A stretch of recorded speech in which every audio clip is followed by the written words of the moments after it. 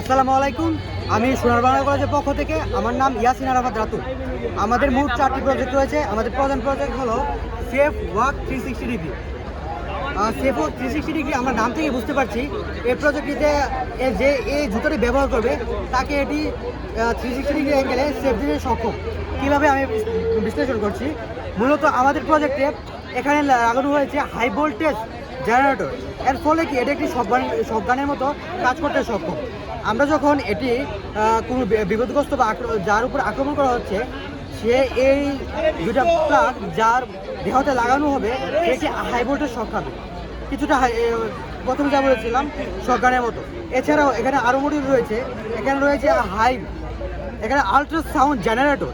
এই যে সেন্সরটি, এটি আল্ট্রাসাউন্ড জেনারেট করতে সক্ষম। এর ফলে কি আল্ট্রাসাউন্ড যখন ওয়েভটা ছড়ানো হয়, তা কীটপতঙ্গ, শিকারী প্রাণী, কুকুর, বিড়াল তাদের জন্য একটি বিরক্তের কারণ হয়। এর ফলে কি এই সাউন্ডটা যতদূর পর্যন্ত যাবে, এত দূরে এরিয়ার মধ্যে এগুলো প্রাণীগুলো সাধারণত আসে না। প্রমাণ হিসেবে আমরা দেখাচ্ছি ChatGPT এবং গুগল থেকে নেওয়া সোর্স এবং তথ্য। এছাড়াও এর মধ্যে আরও রয়েছে ভাইব্রেশন মডিউল।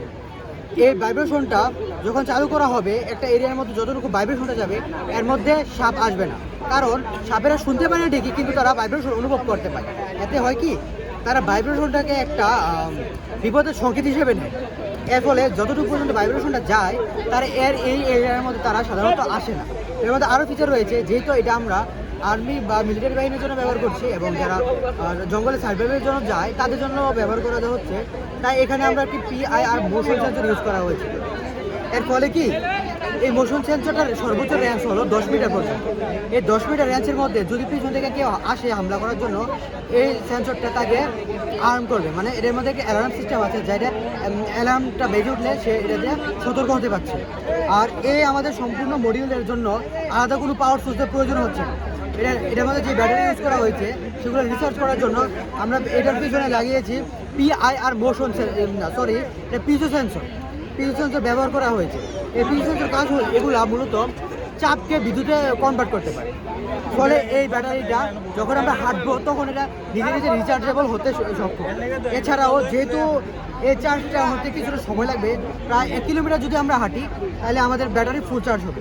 যদি আমাদের আরও দ্রুত চার্জের প্রয়োজন হয়, তাহলে আমরা এখানে রেখেছি ওয়্যারলেস চার্জিং সিস্টেম। এর ফলে কি আমরা যখন এটা ওয়্যারলেসভাবে খুবই দ্রুত চার্জ করতে পারছি, যদিও এখন রেঞ্জটা কিছু কম, পরে যদি আমরা আরও বাড়াতে পারি, দূর থেকে ওয়্যারলেসভাবে দ্রুত চার্জ করা সম্ভব। ধন্যবাদ। এখন আমাদের দ্বিতীয়